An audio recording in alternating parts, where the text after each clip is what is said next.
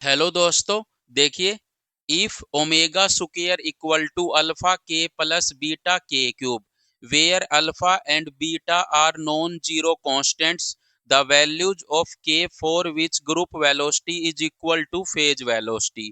Means कह रहा है के की क्या वैल्यूज होगी ताकि ग्रुप वेलोसिटी और फेज वेलोसिटी एक दूसरे के इक्वल हो जाए। मीन्स अगर फेज वेलोसिटी ग्रुप वेलोसिटी के इक्वल हो तो के की क्या वैल्यूज होगी ये बताइए। और हमें डिस्पर्जन रिलेशन क्या गिवन है, omega square equal to alpha के प्लस बीटा के की पावर 3। हमें पता है ग्रुप वेलोसिटी किसके इक्वल होती है, डी ओमेगा बाय डी के। और फेज वेलोसिटी किसके इक्वल होती है, ओमेगा बाय के। यहाँ पे हम इन दोनों को इक्वल कर देंगे और के की वैल्यू निकाल देंगे। ग्रुप वेलोसिटी हम इस रिलेशन से निकालेंगे, यहाँ से हम डी ओमेगा बाय डी के निकालेंगे। दोनों साइड के रिस्पेक्ट में डेरिवेटिव कर देंगे। Two omega D omega by D K equal to alpha plus 3 beta K square. यहाँ से टू ओमेगा इस साइड ले जाएंगे तो ये जो बचेगा डी ओमेगा बाय डी के वो वीजी के इक्वल होगा। सो ग्रुप वेलोसिटी किसके इक्वल आ जाएगी, alpha plus 3 beta K square by 2 omega.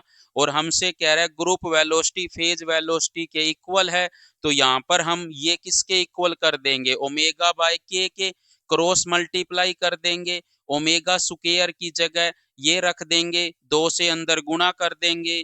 यहाँ पर अल्फा के इस साइड ले जाएंगे, 3 बीटा के क्यूब भी इस साइड ले जाएंगे, तो अल्फा के minus beta K cube equal to 0 रहेगा। इन दोनों में से के कॉमन आ जाएगा, alpha minus beta K square equal to 0 हो जाएगा। यहाँ से या तो के 0 होगा या फिर ये 0 होगा। सो के की वैल्यू 0 हो सकती है या फिर के की value under the root alpha by beta हो सकती है।